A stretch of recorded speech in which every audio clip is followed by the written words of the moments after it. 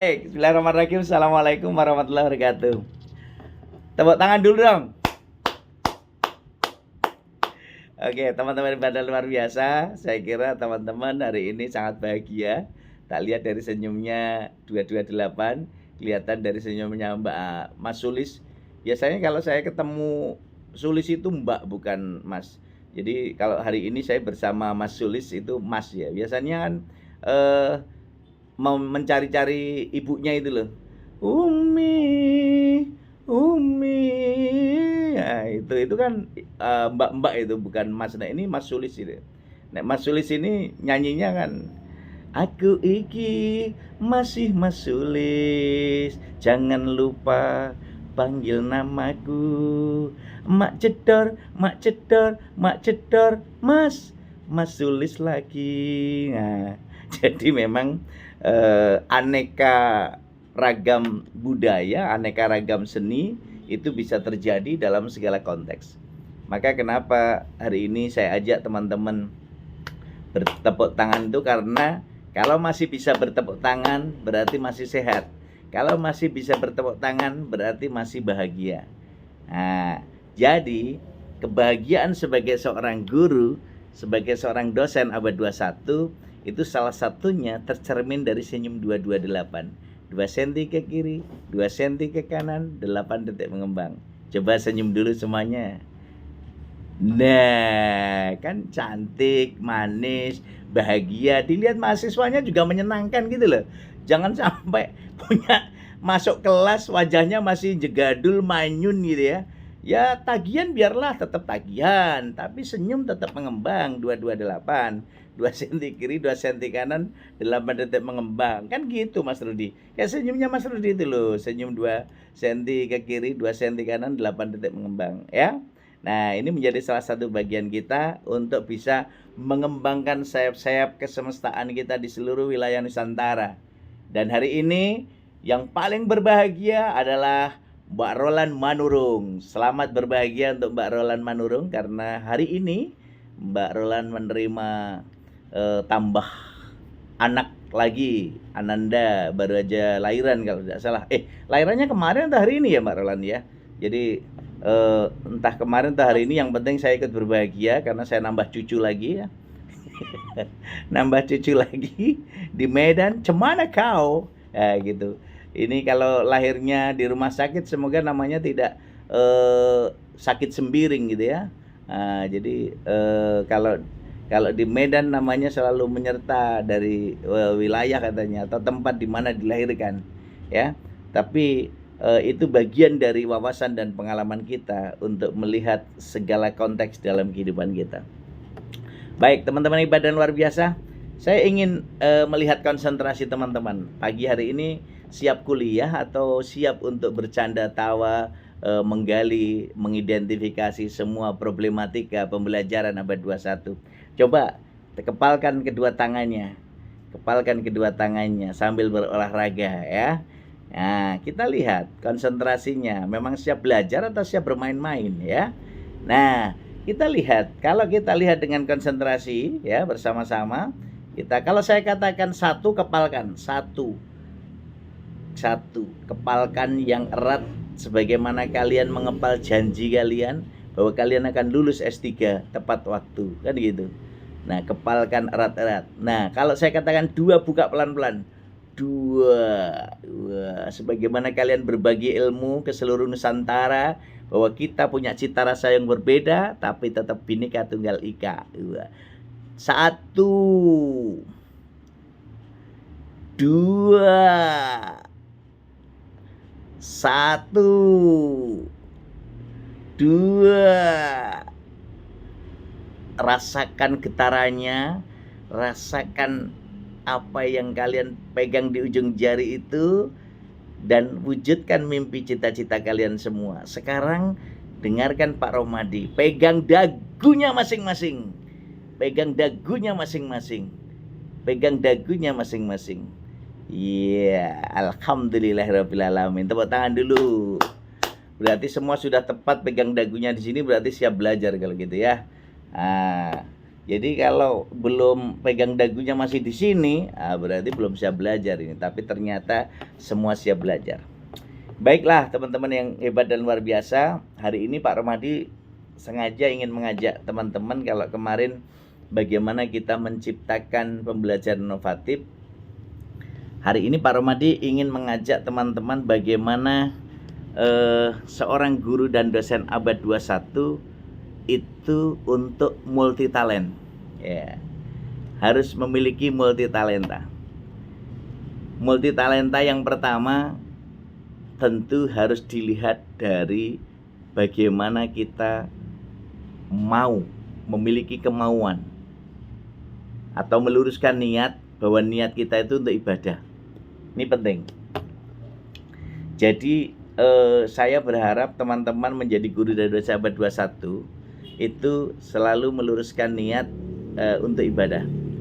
Semua yang kita lakukan niatnya untuk ibadah. Maka kemarin saya apresiasi teman-teman yang sudah menuangkan ide gagasan dalam bentuk publikasi online, baik di Kompasiana ataupun yang lain. Saya ucapkan selamat dan sukses, karena itu bagian dari berbagi ilmu.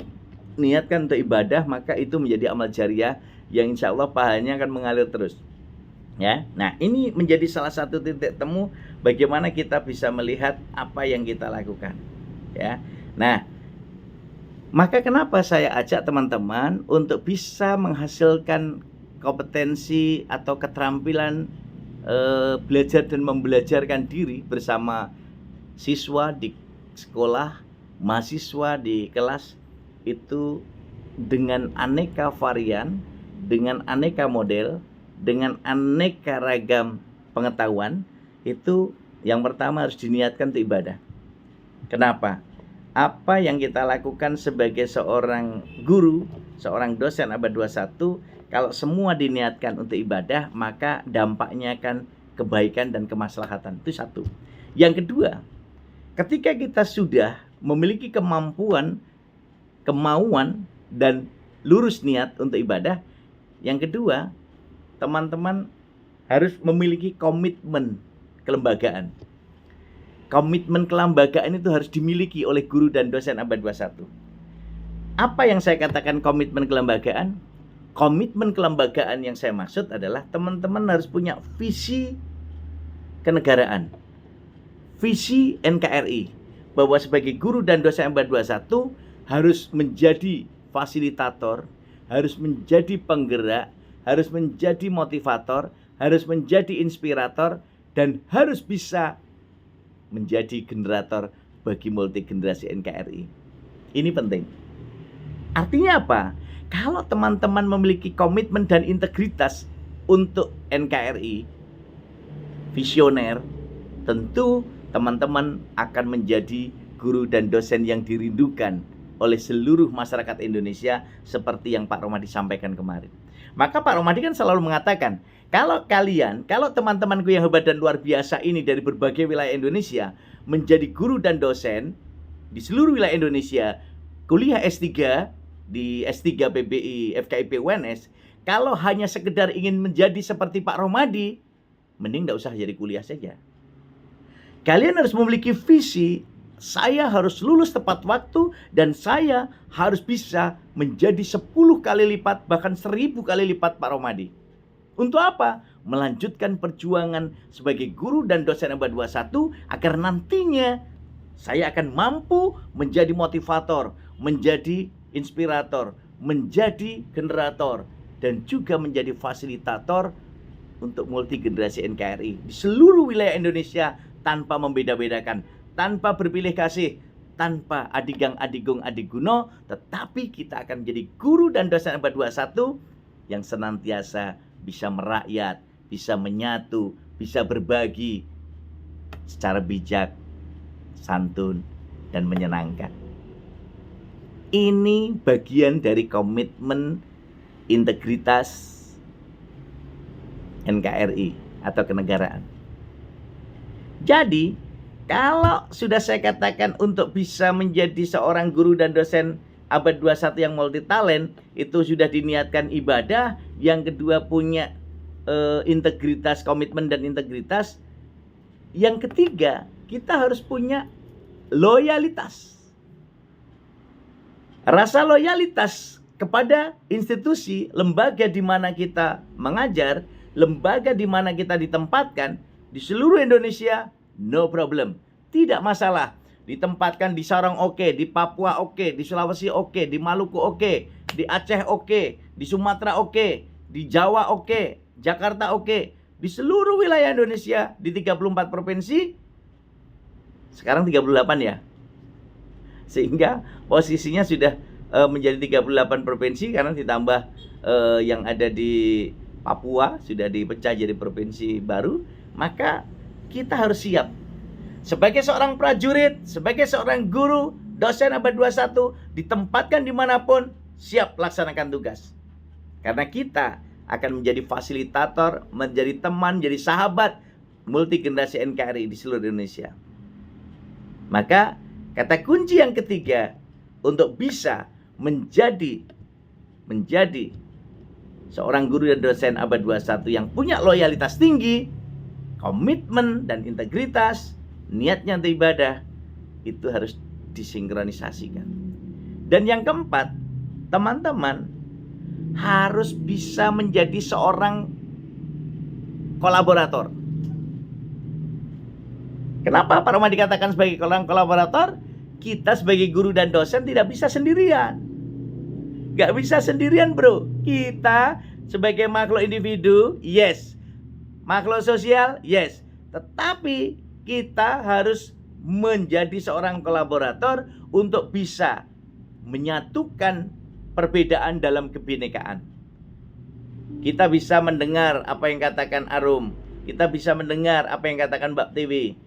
Kita bisa mendengar apa yang katakan Mbak Putri. Kita bisa menyimak apa yang katakan Mas Sulis. Kita bisa mendengarkan apa yang katakan Mas Andri. Kita bisa mendengar apa yang katakan Mas Nasrullah. Kita bisa merenungkan apa yang katakan Mbak Nur Laili.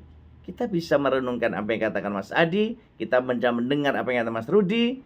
Kemudian kita bisa mendengar yang katakan Mas Firdaus, Mbak Roland, dan juga Mbak Nur.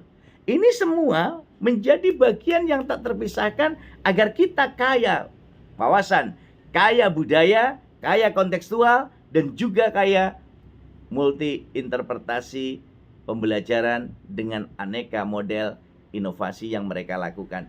Jadi kita bisa belajar. Saya yakin kita misalnya berberapa ini? 1, 2, 3, 4, 5, 6, 7, 8, 9, 10, 11, 12, 13. Ber-13 ini masing-masing punya karakteristik, masing-masing punya keunggulan, masing-masing punya kekurangan, tapi harus kita satukan.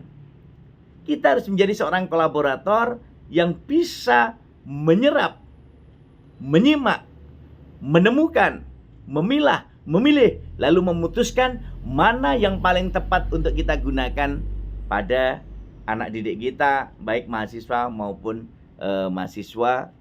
siswa. Jadi teman-teman hebat dan luar biasa, sebagai sosok guru dan dosen abad 21 yang terus mampu menggelorakan ide gagasan kepada publik, tidak hanya dengan kata-kata, tapi kita rajut menjadi frasa, menjadi klausa, menjadi kalimat, menjadi paragraf, menjadi wacana, menjadi buku yang akhirnya bisa dinikmati oleh seluruh masyarakat Indonesia, baik cetak maupun digital. Itu bagian dari gelar Gerakan Literasi Arvus Ratulisa, dan itu yang sering kita bahas, kita diskusikan dalam forum Deklisa, dialog pendidikan literasi bahasa dan sastra.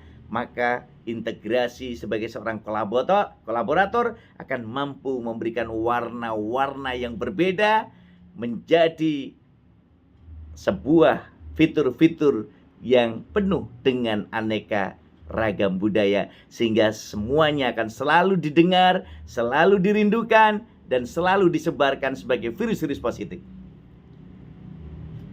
Teman-teman ibadah luar biasa, kalau niatnya sudah ibadah, gak akan kemana. Yang kedua, kalau sudah punya komitmen dan integritas, tentu akan jadi kekuatan. Kalau kita sudah memiliki loyalitas, maka apapun yang terjadi, NKRI harga mati, guru dan dosen menjadi visi kita. Maka kita harus bergerak dan menggerakkan semua komponen yang kita miliki untuk dibagikan. Yang keempat, kita harus menjadi kolaborator. Kalau kita sudah menjadi kolaborator, maka di situ kita akan hadir ke depan sebagai orator, inspirator, narator, yang nantinya akan betul-betul menjadi motor untuk multigenerasi NKRI. Yang kelima, teman-temanku yang ibadah luar biasa. Saya ingin teman-temanku yang ibadah luar biasa, selain memiliki 4 tadi, teman-teman harus punya kemauan, kompetensi untuk melek literasi, ratulisan, rajin baca sepanjang masa, sepanjang hayat. Jadi kalau 4 tadi sudah dimiliki, kita dukung dengan kemauan dan kemampuan. Kenapa saya mulai dengan kemauan dan kemampuan untuk melek literasi, berliterasi dengan ratulisan, rajin menulis dan baca, membacalah untuk menulis, dan menulislah untuk dibaca umat sepanjang hayat. Saya selalu katakan, membacalah untuk menulis, dan menulislah untuk dibaca umat sepanjang hayat. Rohmadi bisa mati sekarang, Rohmadi bisa mati kapan saja kalau Tuhan menghendaki. Tapi ketika ide dan gagasan, tulisan-tulisan Pak Rohmadi, ide-ide Pak Rohmadi masih terus dibaca orang, masih dimanfaatkan, digunakan, disitulah ide-ide Rohmadi akan tetap hidup sepanjang hayat.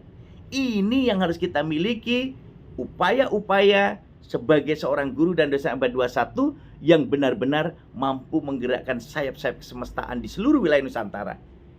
Kenapa? Kalau kita terus berliterasi dengan ratulisan, rajin menulis dan baca, membaca untuk menulis dan menulislah untuk dibaca umat sepanjang hayat, kita akan bisa menemukan hal-hal baru, kita akan bisa menemukan ide-ide baru, kita akan bisa menemukan khasanah-khasanah baru, kita akan bisa menemukan role model baru, kita akan bisa menemukan aneka model yang kita butuhkan di seluruh wilayah Indonesia yang belum pernah kita tahu dan yang sudah kita ketahui semakin mendalam. Maka Pak Rohmadi berharap kalau kita sebagai guru dan dosen abad 21 yang kreatif, inovatif, produktif, inspiratif, maka niatkan untuk ibadah. Yang kedua, miliki komitmen dan integritas yang tinggi untuk kelembagaan kita. Jangan niatnya untuk orang per orang. Niatnya kalau sudah niat ibadah, niat untuk lembaga kita sebagai guru dosen abad 21. Yang ketiga, kita harus betul-betul memiliki loyalitas. Yang keempat, kita menjadi kolaborator. Yang kelima, kita melek literasi dengan ratulisan, rajin menulis dan baca. Membaca untuk menulis dan menulislah untuk baca umat sepanjang hayat, sehingga kita semua akhirnya akan ikut serta menyinari dunia seperti bintang, bulan, dan matahari yang selalu menyinari bumi, baik tampak maupun tampak oleh manusia. Maka disitulah kekuatan kita sebagai guru dan dosen abad 21 akan terus dirindukan oleh umat sepanjang hayat tanpa terkecuali, sehingga kita akan selalu dikenang sepanjang masa karena ilmu kita, karena kebijaksanaan kita, karena kesabaran kita, karena apa yang kita bagikan sebagai virus-virus positif kepada multi generasi NKRI. Karena gajah mati meninggalkan gading, harimau mati meninggalkan belang, maka manusia mati harus meninggalkan nama baik yang dikenang. Itu yang Jos Gandospol untuk kita semua dan harus kita wujudkan sebagai rasa cinta dan bangga kita kepada multi generasi NKRI agar kita ikut serta membangun SDM NKRI menuju generasi emas Indonesia yang hebat dan luar biasa.